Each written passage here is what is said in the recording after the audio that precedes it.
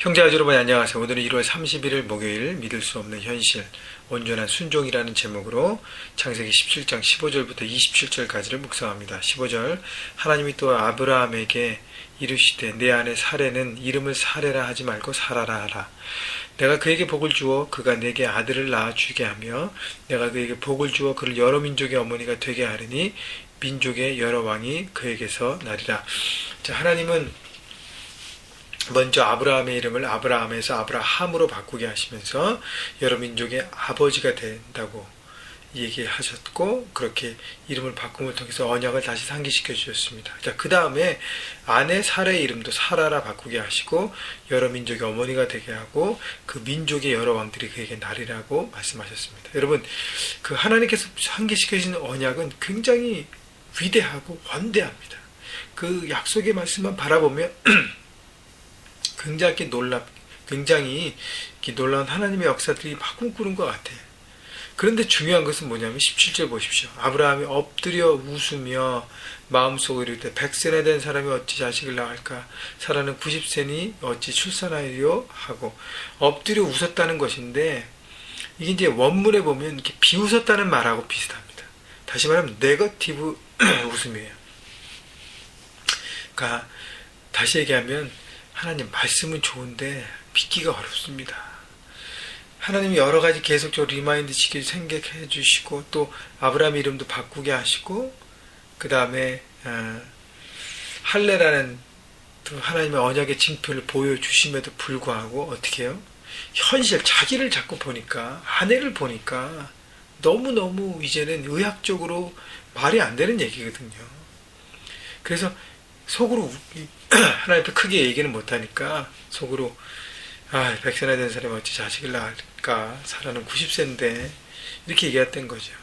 그러면서 18절 보세요. 더 나아가서 아브라함이 이에 하나님께 아뢰되 이스마엘이나 하나님 앞에 살기를 원하나이다. 다시 말하면 그냥 이스마엘 낳았던 저 아들 13세인데 쟤나 좀 잘하게 해주세요. 쟤로 그냥 합시다 하나님 하고 하나님과 타협하는 것입니다. 여러분, 우리도 마찬가지예요. 하나님의 언약의 말씀, 그 말씀이 풀어질 때 굉장해요.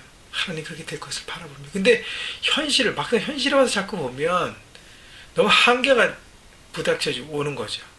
현실은 너무 비참한 거죠. 그렇기 때문에 아브라함도 계속적인 갈등이 있었다는 것이죠. 19절 그래서 하나님께서 더 나아가서 약속을 주십니다. 하나님께서 이르시되 아니라 내 아내 사라가 내게 아들을 낳으리니 너는 그 이름을 이삭이라 하라. 내가 그와 내 언약을 세우리니 그의 후손에게 영원한 언약이 되리라. 하나님은 그들이 낳을 아들의 이름까지 주십니다. 이삭. 여러분, 이삭이라는 뜻은요, 웃음이에요.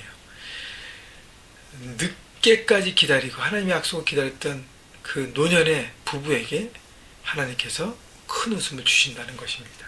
그 약속이 이루어지는 25년 만에 약속이 이루어지는 그 이루어짐의 그 큰 기쁨을 너희들이 맛볼 것이다 라고 미리 말씀해 주시는 거예요. 그러면서 20절 이스마엘에 대하여는 내가 내 말을 들었나니 내가 그에게 복을 주어 그를 매우 크게 생육하고 번성하게 할지라 그가 12두령을 낳으리니 내가 그를 큰 나라가 되게 하려니와. 하나님께서 아브라함의 이렇게 마음 가운데 있는 하갈의 자녀 이스마엘도 챙겨주시고 복주심을 말씀하십니다. 그런데 중요한 건 21절 그러나 내 언약은 내가 내년 이 시기에 사라가 내게 낳을 이삭과 세우리라. 자, 하나님은 구체적으로 이제는 아브라함이 붙잡을 말씀을 주십니다. 이제 내년에 낳을 것이다. 사라가 이삭을 낳을 것이다. 그리고 이삭과 내 언약을 세워갈 것이다. 구체적으로 말씀하십니다. 여러분, 언약이 막바지에 오고 하나님께서 이제 보여주신 구체적인 약속들을 보여주시는 것입니다. 끝까지 인내하고 기다릴 수 있도록. 그래서요, 아브라함 25년 동안 아브라함이 혼자 힘으로 기다렸던 거 아닙니다. 하나님의 앞에 구하고 하나님께서 붙들어 주심을 통해서 끝까지 온 것입니다. 여러분, 그래서 중요한 것은 날마다 하나님과 이렇게 아브라함이 대화했던 것처럼 대화하면서 우리가 비록 실수할 수 있고 현실의 비참함을 바라보면서 주저앉을 수 있지만 하나님께서 날마다 우리를 상기시켜 주시는 그 약속의 말씀, 바로 말씀 묵상 큐티를 통해서 우리가 계속적으로 일어나야 하는 것입니다. 자, 그래서 그것이 얼마나 중요한지 모르고요. 여러분, 이삭을 낳게 되는데, 여러분, 기다리면 웃음, 큰 기쁨을 얻게 되는 것입니다. 여러분, 그렇기 때문에 기다리십시오. 믿음으로 기다리십시오. 기다린 자만이 승리의 기쁨을 누릴 것입니다. 23절 2에 아브라함이 하나님이 자기에게 말씀하신 대로 이날에 큰 그 아들 이스마엘과 집에서 태어난 모든 자와 돈으로 산 모든 자와 곧 아브라함의 집 사람 중 모든 남자를 데려다가 그 보피를 베었으니,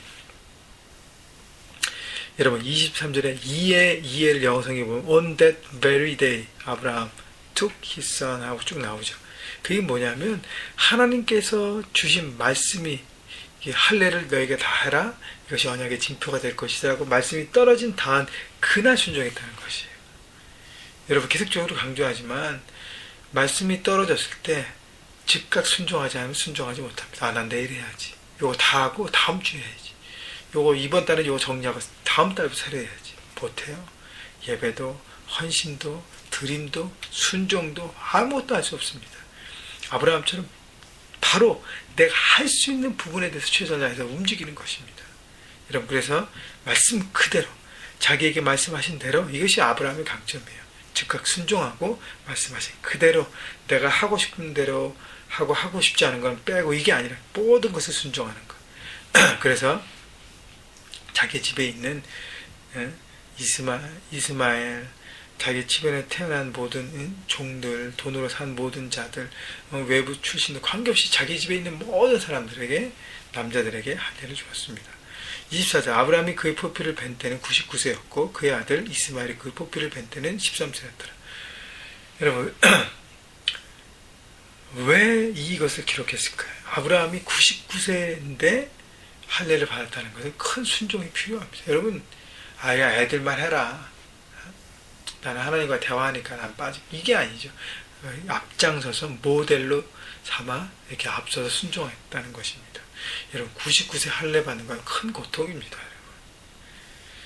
그렇기 때문에 순종했던 것이고요. 이스마엘이 13세인데 순종했던 것은, 13세는 청소년기예요. 반항의 시기입니다. 근데 이 반항의 아들도 어떻게 해요? 하나님 앞에 순종하게 아브라함이 만들었다는 것이죠. 26절 그날에 아브라함과 그 아들 이스마엘이 할례를 받았고 그 집 모든 남자 곧 집에서 태어난 자와 돈으로 이방 사람이 사온 자 다 그와 함께 할례를 받았더라. 모두가 거룩한 하나님의 사람으로 징표를 받고 하나님의 언약의 자녀로서의 살아가는 언약 백성으로서의 징표를 받은 것입니다. 여러분, 우리는 십자가 통해서 구원을 받았어요. 그래서 우리가 영적인 할례를 받았기 때문에 구원받은 사람으로 살아가야 합니다.